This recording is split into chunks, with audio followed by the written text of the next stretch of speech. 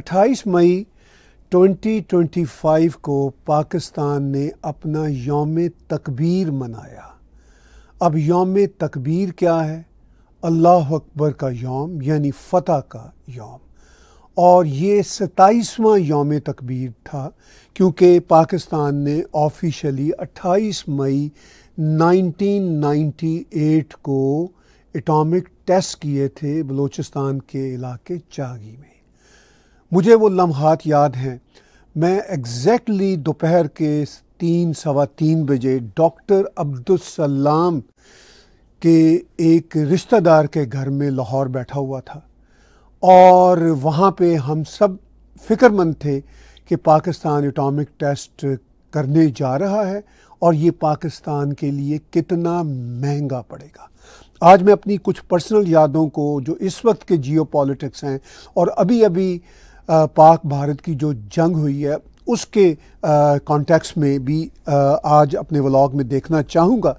और मुझे वो दिन यानी 28 मई की दोपहर इनफैक्ट याद है जब मैं डॉक्टर अब्दुलसलाम के एक बहुत ही करीबी दोस्त और रिश्तेदार के घर बैठा हुआ था और उनका घर लाहौर में नजम सेठी के ससुराल के घर से सिर्फ 500 मीटर के फासले पे है। और मैं उन साहब का नाम नहीं लेना चाहता, वो बेचारे मुश्किल में पड़ सकते हैं।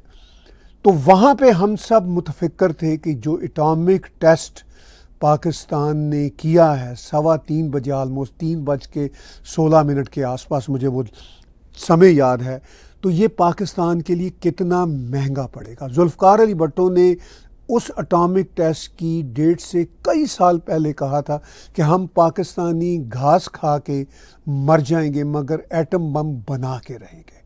और उन्होंने अपने उस एटम बम को इस्लामिक बम का नाम दिया था। अब ये इस्लामिक मुल्क जानते हैं, उस वक्त लिबिया और किसी हद तक सऊदी अरब ने भी उनको फंडिंग की थी, मगर आज तो लिबिया का वजूद भी नहीं है और सऊदी अरब बहुत मॉडर्न देश हो चुका है। वो जानते हैं कि ये इस्लामिक बम उनके लिए कितनी इस्लामिक इम्पोर्टेंस रखता है। ऑफ कोर्स कोई इस्लामिक इम्पोर्टेंस नहीं रखता।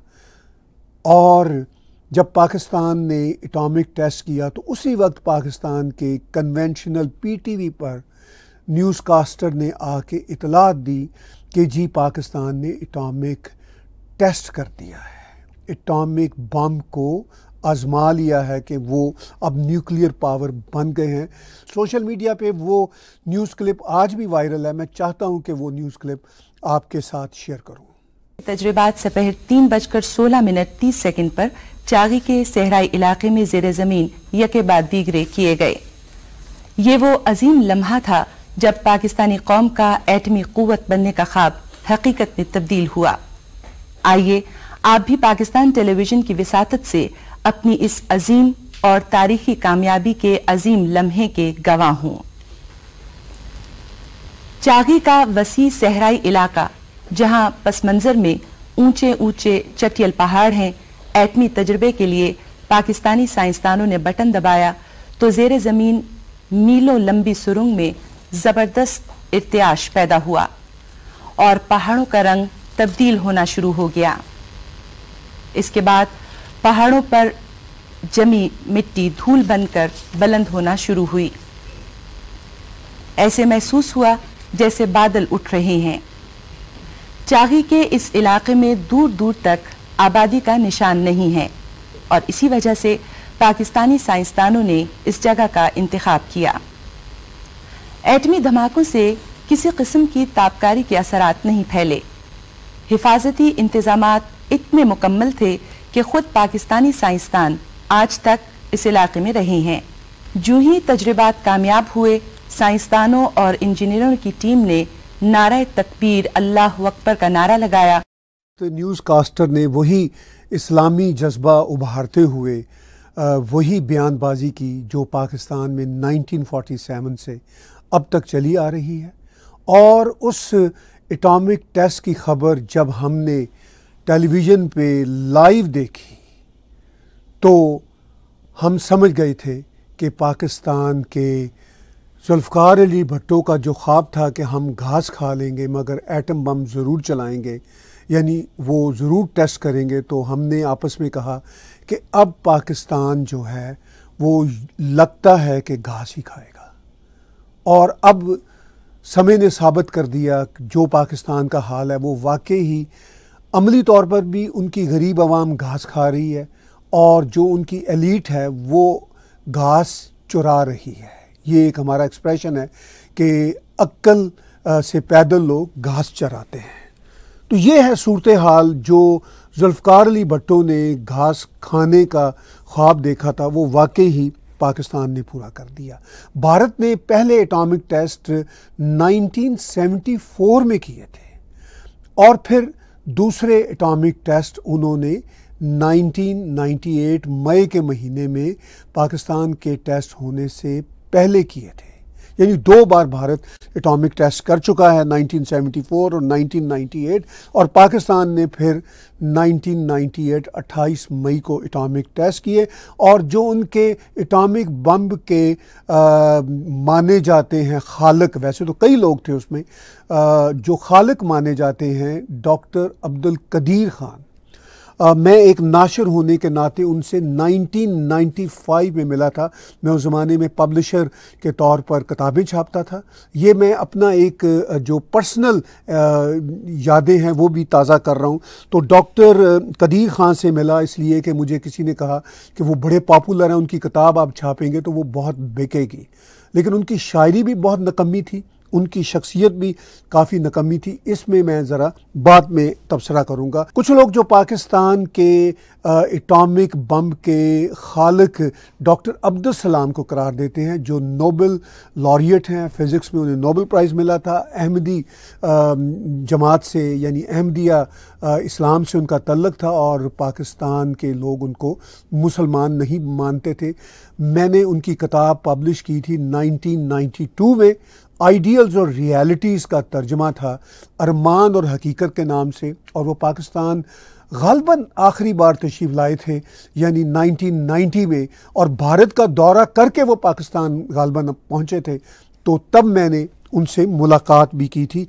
उनके बारे कहा जाता है कि वो पाकिस्तान के एटॉमिक बम के प्रोग्राम के जो आइडियोलॉग हैं, जिन्होंने आइडिया दिया था। मैंने डॉक्टर अब्दुल सलाम से ज़ाती तौर पर 1990 में पूछा था कि सर क्या ये ख़बर दुरुस्त है, तो उन्होंने कहा था कि मैं पाकिस्तान के एटॉमिक बम बनाने के आइडिया से एग्री नहीं करता, मैं सिर्फ़ और सिर्फ एटॉमिक एनर्जी को सपोर्ट करता हूँ, एटॉमिक बम बनाने के आइडिया से मैं एग्री नहीं करता। इसलिए मुझे उन्होंने बताया कि जुल्फ़िकार अली भुट्टो ने भी उनसे रब्ता किया था, ज़ियाउल हक ने भी रब्ता किया था, और उन्होंने पाकिस्तान की एटॉमिक बम बनाने के सिलसिला में मदद करने से इनकार कर दिया था। इस सिलसिले में कई किताबें छप चुकी हैं। मैं अपना पर्सनल जो डायलॉग है डॉक्टर अब्दुल सलाम के साथ, वो आपके साथ ऑन रैकेट यहाँ पे शेयर कर रहा हूँ। और मैं उनसे मिला था, एक बहुत बढ़िया पोइट थे पाकिस्तान के, शहजाद अहमद साहब के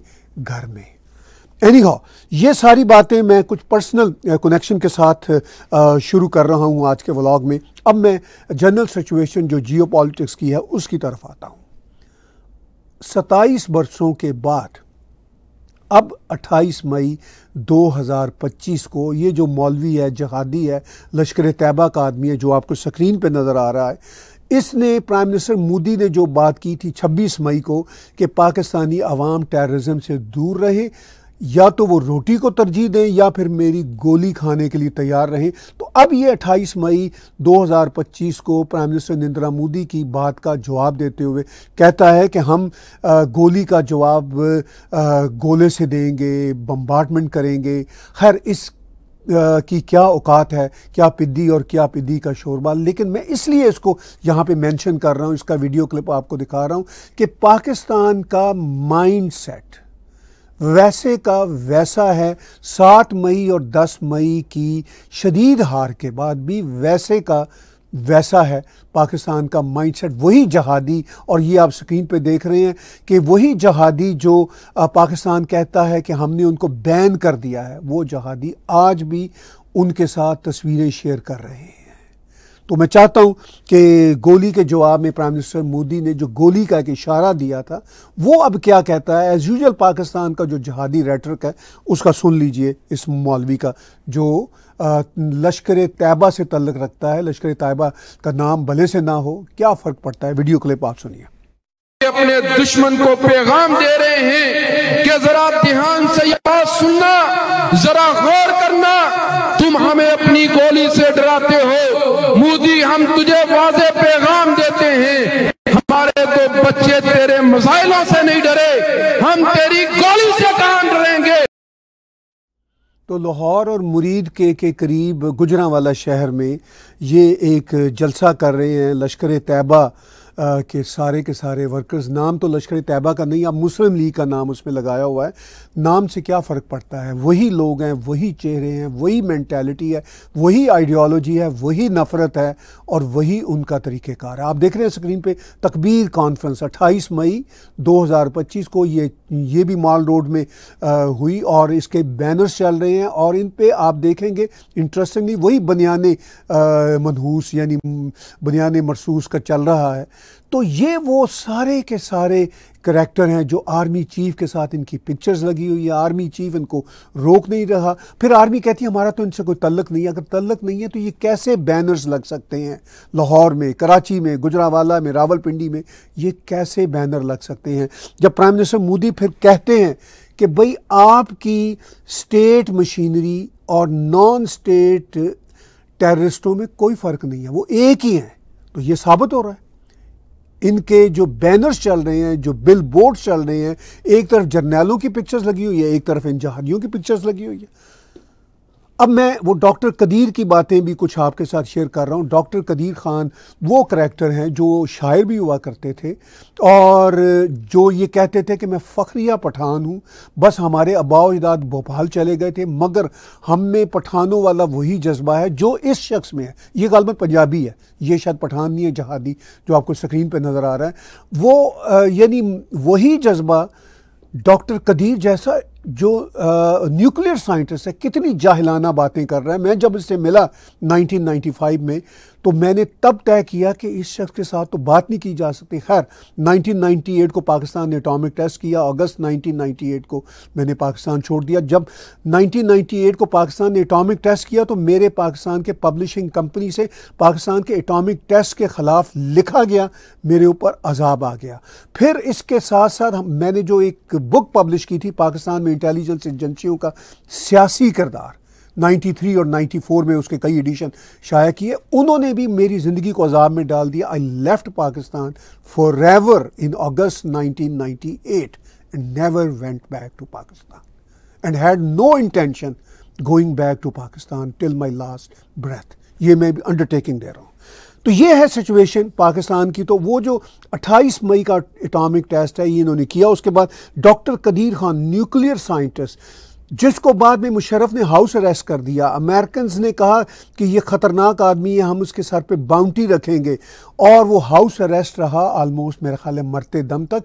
और वो शख्स के बारे में कहा जाता है, अमेरिकन ने कहा कि इसने नॉर्थ कोरिया को भी न्यूक्लियर बॉम्ब की एक्सपर्टीज़ दी थी, ईरान को भी दी थी। ये पाकिस्तान का पूरा एटॉमिक बम बनाने के फाउंडर का हाल था। मैं पर्सनली इनसे मिल चुका हुआ हूँ और एक बार नहीं 2-3 बार। इस कदर डफर शायर था, बेकार शायर और बिल्कुल डफर आदमी।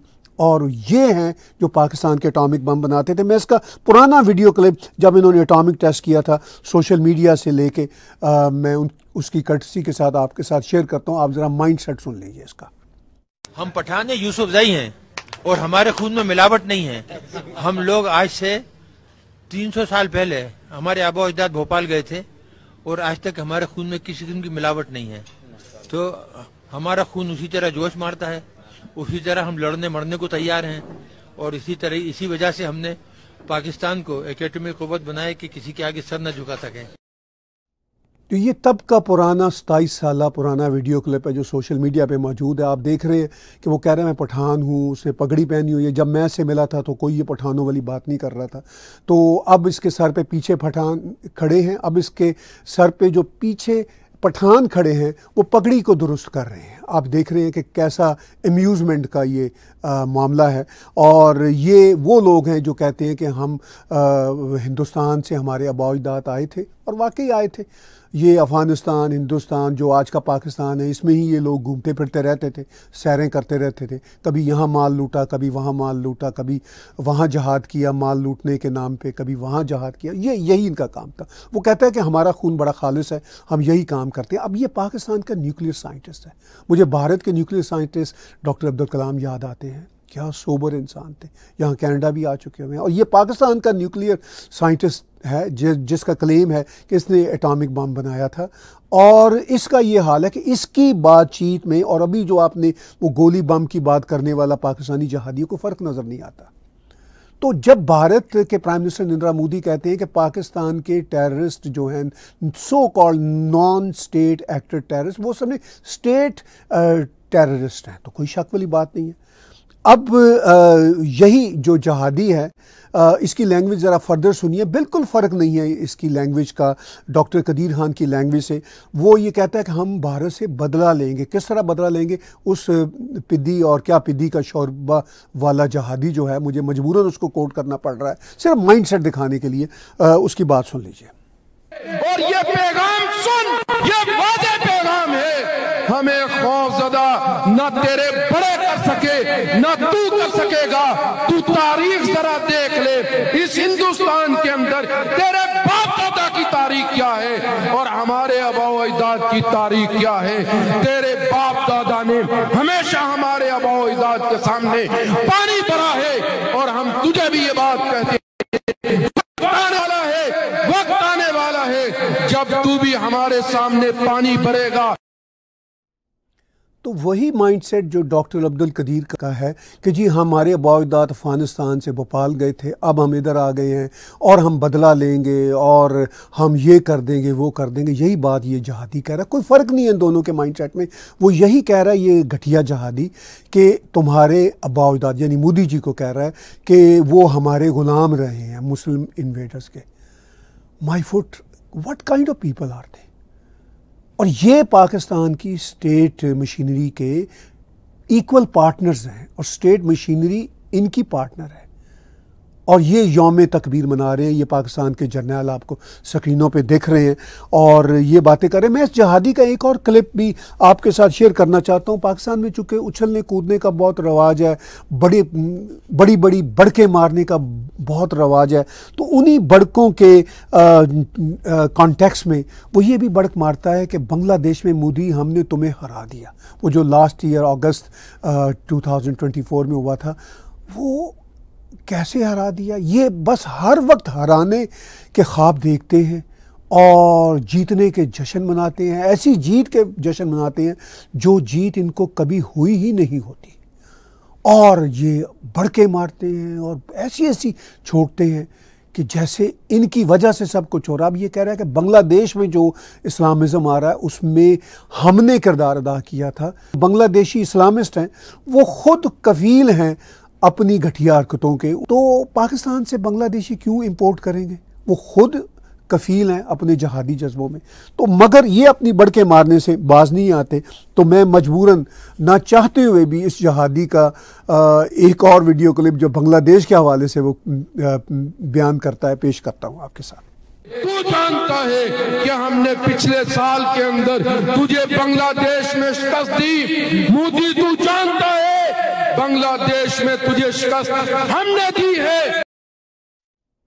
पाकिस्तान का सबसे बड़ा टेररिस्ट हाफिज सईद, जो वांटेड है अमेरिका को भी, यूनाइटेड नेशन को भी और भारत को भी ऑफ कोर्स, और वो खुलेआम फिर रहा होता है और उसको कहते हैं जी हमने हाउस अरेस्ट किया। अमेरिका ने बाउंटी रखी हुई है, यूएनओ ने बाउंटी रखी हुई है। अब कोई अमेरिका से पूछे, यूएनओ से पूछे कि भाई उसकी तलाश के लिए बाउंटी रखने की क्या ज़रूरत है? पाकिस्तान के जर्नैल को फ़ोन करो कि हमारे हवाले करे जो बाउंटी हमने रखी हुई है पाकिस्तान के जर्नैल को, जो भी मिलियंस डॉलर्स हैं उनके हवाले करे, परहैप्स मेरा ख्याल है $10 मिलियन है। तो बड़ी खुशी से कोई ना कोई पाकिस्तानी जर्नैल उसको अमेरिका के हवाले कर देंगे, मगर अमेरिका के भी अपने ही एजेंडे होते हैं, वो अपनी जगह पे। अब यही जहादी, मैं छोटा सा वीडियो क्लिप इनके हवाले से शेयर करता हूँ। इसी यौम तकबीर के मौका पर ये हाफिज़ सईद की शान में भी नारे लगा रहे हैं और मोदी जी को भी ललकार रहे हैं। अच्छा, मोदी जी को इनके ललकारने से कोई फ़र्क नहीं पड़ता, वो बैठ के हंसते होंगे, कह के लगाते होंगे, वो कहते होंगे कि ये अहमकों का देश है और इसीलिए अब मुझे इस देश के लोगों को वार्निंग देनी पड़ रही है, इस देश की आर्मी को वार्निंग देनी पड़ रही है। तो लेकिन ये अपने नारे लगा रहे हैं कि हाफिज़ सईद हम तुम्हारे साथ हैं, और पता नहीं क्या क्या ये वहाँ पे हज़ियान गोई कर रहे हैं। मैं चाहता हूँ कि ये भी एक छोटा सा क्लिप आपके साथ शेयर कर लो। ये बनने वाला मुल्क आपकी ख्वाबों में भी इंशाल्लाह न मिटेगा, न मिटा सकेंगे। दुनिया के नक्शे से इंशाल्लाह हिंदुस्तान मिटेगा, इसराइल मिटेगा, पाकिस्तान कल भी जिंदाबाद था, पाकिस्तान आज भी जिंदाबाद है। पाकिस्तान का मतलब क्या? पाकिस्तान का मतलब क्या? पाकिस्तान का मतलब क्या? हाफिज़ सईद से इस्लाम क्या? हमारे रसूल सल्लल्लाहु अलैहि वसल्लम राजनबी सल्लल्लाहु अलैहि वसल्लम मुस्लिम लोगों को हाफिज़ से इस्लाम क्या? हमीद रसूल से इस्लाम क्या? शौकत अली से इस्लाम क्या? नारे तकबीर। ये जो छोटे छोटे वीडियो क्लिप्स मैंने आपके साथ शेयर किए, ये ट्विटर से लिए और ऑसेंट टीवी की कर्टसी के साथ उनकी तरफ से ये ट्विटर पे वायरल हैं ये वीडियो। अब ये जहादी कह रहे हैं कि पाकिस्तान का मतलब क्या, ला इलाहा इल्लल्लाह, यानी वही जो 1940s में शुरू हुआ था और अभी तक चली जा रहा है। और फिर हाफिज़ सईद से रिश्ता क्या? तो हाफिज़ सईद जो वांटेड हैं उसके साथ ये रिश्ते किस तरह इस्टेब्लिश करते हैं हर लम्हे। तो क्या कोई फ़र्क नज़र आता है इन जहादियों का पाकिस्तान की आर्मी से? कोई डिस्टेंस पे है? बिल्कुल डिस्टेंस पे नहीं है। पूरे पाकिस्तान में बिल बोर्ड्स लगे हुए हैं, यही जहादी, इनकी तंजीमें, इनके चेहरे नए नए नामों के साथ आर्मी जर्नैलों के साथ लगे हुए हैं और आर्मी जर्नैल बड़े खुश हैं। किसी आर्मी जर्नैल ने रोका है इनको वो बिल बोर्ड लगाने से? या अगर लग गए हैं तो किसी आर्मी जर्नैल ने कोई स्टेटमेंट दी कि ये कौन है, हम तो नहीं जानते, हम तो अपने आप को डिस्टेंस करते हैं? डिस्टेंस कैसे कर सकते हैं वो अपने आप को? वही है, ये जितना जहादी नेटवर्क है वो पाकिस्तान आर्मी है। इसमें वाकई कोई स्टेट एक्टर्स या नॉन स्टेट एक्टर्स का मामला नहीं है। यही पाकिस्तान आर्मी, यही आसिम मुनीर, वही यही उनके सारे के सारे लोग बैठे हुए हैं। ये यहाँ अंदर दफ्तरों में बैठ के खाकी वर्दियाँ पहने हुए एलीट बने बैठे हैं। बाहर देख लीजिए यौम तकबीर का बोर्ड लगा हुआ है और वही सारे जहादी एक तरफ हैं और दूसरी तरफ सारे आर्मी जर्नैल हैं। और फिर ये कहते हैं कि हमारा तो इनसे कोई तल्लुक नहीं, हमने तो इनको बैन किया हुआ। दुनिया को नज़र नहीं आ रहा कि ये क्या ड्रामा है, मगर दुनिया खामोशी से देख रही है, एंजॉय कर रही है। जब पाकिस्तान नाकाबिले तस्खीर बना, इस तरह के बैनर चले हुए और ये इनका हाल है। अब पाकिस्तान के सिर्फ जहादी लोगों की ही बड़ी बड़ी बातें नहीं हैं। पाकिस्तान का जो प्राइम मिनिस्टर है वो भी इनसे कम नहीं है। जहाँ जर्नैल और जहादी एलिमेंट्स एक ही पेज पे हैं, वहाँ प्राइम मिनिस्टर भी उसी पेज पे है, वहाँ के जर्नलिस्ट भी उसी पेज पे हैं, वहाँ के प्रोग्रेसिव सो कॉल्ड लिबरल भी ऑलमोस्ट उसी पेज पे हैं। ये तो बात अब रिसेंटली साबित होगी। जिन लिबरल्स और प्रोग्रेसिव को हम अपने टेलीविज़न पे जगह देते थे, हमारे टेलीविज़न पे वो आके शो किया करते थे, वो सारे के सारे एक्सपोज हो गए। अब उन सब को हमने बैन कर दिया है। और ये जो है पूरे का पूरा जो ड्रामा है ये आप देख रहे हैं सुबह शाम।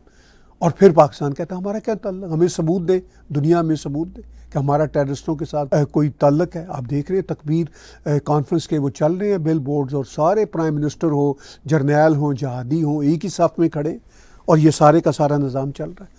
अब शहबाज शरीफ अपने chief the army staff field marshal Asim Munir की उंगली पकड़कर या उनकी उंगली पकड़कर 4 मुल्कों के दौरे पर गए थे और वापस लौटे हैं। और वहाँ पे उन्होंने आखिरी दिन कहा कि जी अब भारत ने तो हमारे ऊपर ब्रह्मोस मिसाइल भी चला दिए थे, बड़ा ख़तरनाक ये काम है। चूँकि ब्रह्मोस मिज़ाइल जो है बहुत ही high tech super tech missile है, और अब वो मानने पे मजबूर हैं। और साथ साथ वो कहते हैं हमने जीत ली है जंग, हमारी आर्मी जो है वो उसने फतह कर ली है और पता नहीं हमने क्या कुछ कर लिया। वो बातें भी शहबाज शरीफ भी वैसे ही करता है जैसा ये जहादी करता है, कोई फ़र्क नहीं है।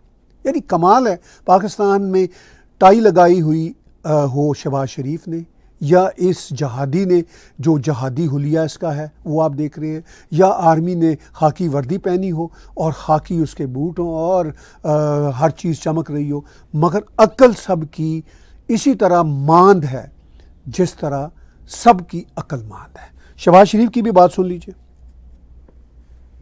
But before that hour reached, India again launched missile attacks, BrahMos, and hit Pakistan's various provinces, including airport in Rawalpindi and other places. तो वो कह रहा है कि India launch missile attack, Shahbaz Sharif Pakistan का प्राइम मिनिस्टर, ये हाल है इसका, यानी खुद ही मान भी रहा है। और साथ साथ पीछे कह रहा था कि जनाब हमने तो छक्के छुड़ा दिए और हमारी बहादुर फौज ने तो ऐसा भारत को जवाब दिया कि हमने तो 1971 की जो हार थी वो भी बुला दी, उसका भी बदला ले लिया। अच्छा, 1971 की वॉर तो इनके लिए ह्यूमिलिएशन की एक बहुत बड़ी जो थी वो कड़ी थी इनकी ज़िंदगियों में, उसको भी ये कभी कभी कहते हैं कि हम नहीं हारे थे। Can you believe it? खैर, इससे क्या फ़र्क पड़ता है, इसमें हम इंजॉय ही कर सकते हैं सारी सूरत हाल को। अब पाकिस्तान के joint chief the staff general Sahir ने 30 मई को रॉयटर्स के गालबन किसी रिपोर्टर से बातचीत करते हुए कुछ बातें कहीं और वो सोशल मीडिया पे वायरल हैं। मैं सोशल मीडिया की कर्टसी के साथ वन बाय वन उनके 2 क्लिप यहाँ पे शेयर करता हूँ। तो पहले देखते हैं उनका एक क्लिप, वो क्या कहते हैं। We are coming back to we have almost come back to pre-22nd April situation. Okay. When we say that the presence of troops on the borders, it is almost we are approaching that, or we must have approached that by now. And India as well, both sides? Yes, both sides. Okay, it so has both to be sides are in the process of yes, both reducing now sides. and Both sides. तो पाकिस्तान के joint chief the army staff general Sahir Shamshad ने कहा कि हम अब वापस आ चुके हैं भारत और पाकिस्तान की फ़ौजें पहलगाम के टेररिस्ट अटैक के बाद। यानी वो ये पैगाम देने की कोशिश कर रहे हैं कि भाई अब हम बिल्कुल नॉर्मलसी की तरफ वापस जा रहे हैं, कोशिश कर रहे हैं कि जाएं उसी पोजीशन में जो पहलगाम के टेररिस्ट अटैक से पहले वाली सिचुएशन थी, पोजीशन थी। तो वो एक तरह से ये कह रहे हैं कि हम ये अफोर्ड नहीं करते। आगे चल के वो फिर इस कंसर्न को भी दोहराते हैं। वो कहते हैं कि भाई ये जो एस्केलेशन है दोनों देशों के बीच, अब इसके इम्कानात बहुत बढ़ गए हैं। ये वो रियलिस्टिक बात कर रहे हैं मिस्टर साहिर शमशाद, क्योंकि पाकिस्तान के हवाले से उनको इतना तो पता होगा कि पाकिस्तान ने टेररिज्म छोड़नी नहीं, इन जहादियों की जो जलालत है वो भी ख़त्म नहीं होनी, और जहादियों की जलालत और आर्मी की टेररिज्म और जो वहाँ के सिविलियंस हैं और सो कॉल्ड इंटेलेक्चुअल्स और जो वहाँ के मीडिया के लोग हैं वो सब एक ही पेज पे हैं।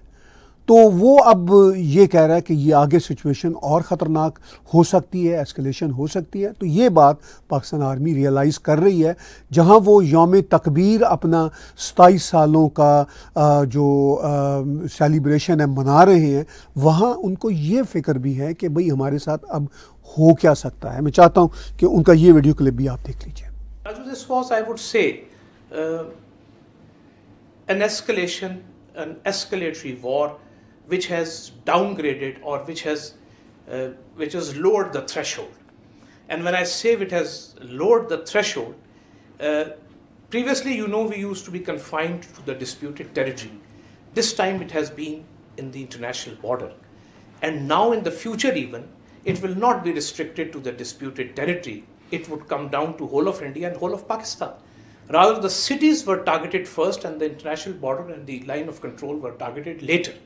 So this is a very dangerous trend, and it will affect, I would say, the investments, the trading, and even the potential of 1.5 billion people who are there.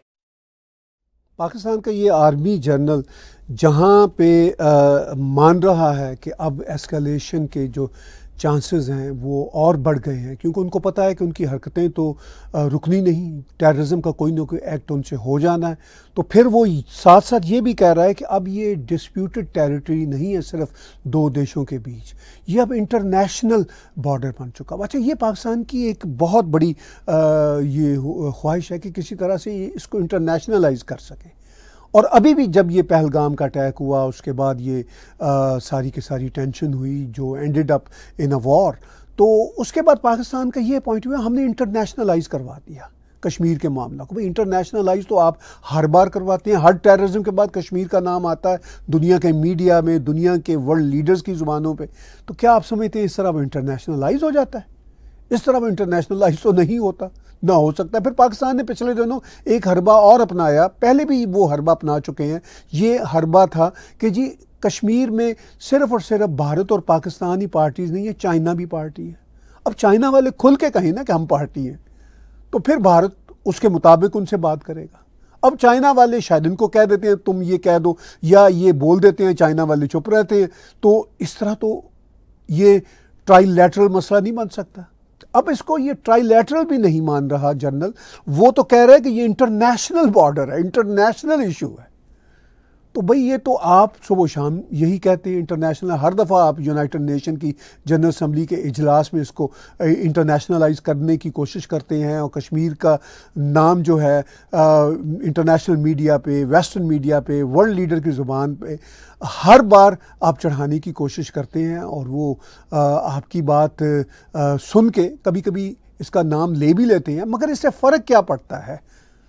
वो कोई भी इंटरनेशनल देश बीच में तो नहीं कूदता। ज़्यादा से ज़्यादा ट्रंप ने 2 बार कहा कि जी मैं मीडिएशन करा सकता हूँ, तो ट्रंप की बात तो खुद अमेरिकन नहीं सुनते, और अगर ट्रंप कह भी दे, अमेरिकन सुन भी ले, तो हु केयर्स वाली बात है। भारत का साफ पॉइंट ऑफ व्यू है कि ये मसला हमारे और पाकिस्तान के बीच में है, और इस पे प्राइम मिनिस्टर नरेंद्र मोदी ने पिछले दिनों कहा था कि बात अगर होगी तो सिर्फ POK के कॉन्टेक्स्ट में होगी। तो ये हैं वो मामला जो यौम तकबीर के साथ जुड़े हुए हैं।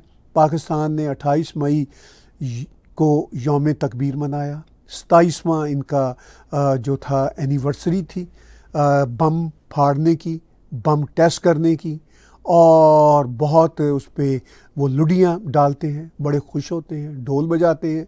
और अभी अभी चूँकि मई में ही वो एक और हार से इंट्रोड्यूस हुए हैं, एक बुरी तरह की हार उनको मिली, तो उसको उन्होंने जीत में बदलने की कोशिश की है और कर रहे हैं। खैर वो अपनी तरफ से उसको जीत के गोल्ड मेडल भी पहना दे तो हु केयर्स, जो ग्राउंड रियलिटीज़ हैं वो तो ग्राउंड रियलिटीज़ रहेंगी। तो मैंने अपने पर्सनल टच के साथ भी जो 27 साल पहले जो कुछ हुआ एटॉमिक टेस्ट के सिलसिले में, as a journalist, as a writer, मैंने कैसे उसको ऑब्ज़र्व किया। तो ये वो करैक्टर्स हैं जो आपको अल्टीमेटली जहादियों के करैक्टर्स में बदलते हुए नज़र आते हैं। और बाय द वे जहादी ये ख़ुद भी करैक्टर थे, चाहे इनके जर्नैल हों, चाहे इनके जहादी हों। एक बेचारे डॉक्टर अब्दुल सलाम थे जो न्यूक्लियर साइंटिस्ट थे, नोबल लॉरिएट थे, अहमदी कम्युनिटी से ताल्लुक़ रखते थे। पूरे पाकिस्तान ने उनको ना माना, मुसलमान ना माना। लेकिन ये एक अलग मसला है कि अब अहमदी भी जो हैं उनका पाकिस्तान में इतना बुरा हाल होता है, वो फिर भी पाकिस्तान के ही मामे बने रहते हैं। तो मैं इसमें क्या कर सकता हूँ? हम तो अहमदियों के साथ जो ज़्यादती होती है उस ज़्यादती के ख़िलाफ़ आवाज़ उठाते हैं, मगर पाकिस्तान में जो और तबके हैं जिनके साथ ज़्यादतियाँ होती हैं, जैसे बलोच हों, पश्तून हों, मुहाजिर हों, उनके ख़िलाफ़ जो कुछ जुल्म हुआ अहमदियों ने कभी उनका साथ नहीं दिया। ये मैं गिला अहमदी दोस्तों से करता रहता हूँ।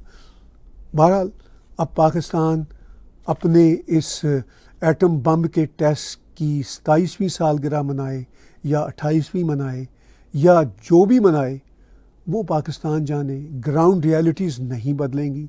ग्राउंड रियलिटीज़ ये हैं जो जुल्फ़िकार अली भुट्टो ने कहा था कि हम घास खा लेंगे, एटम बम बना के रहेंगे।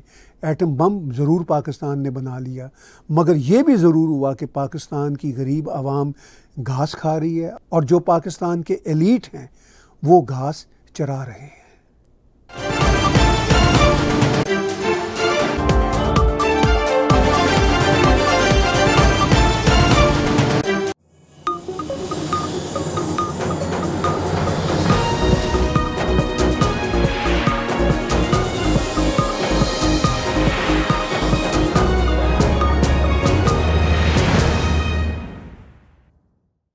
Subscribe TAG TV YouTube channel and press the notification button.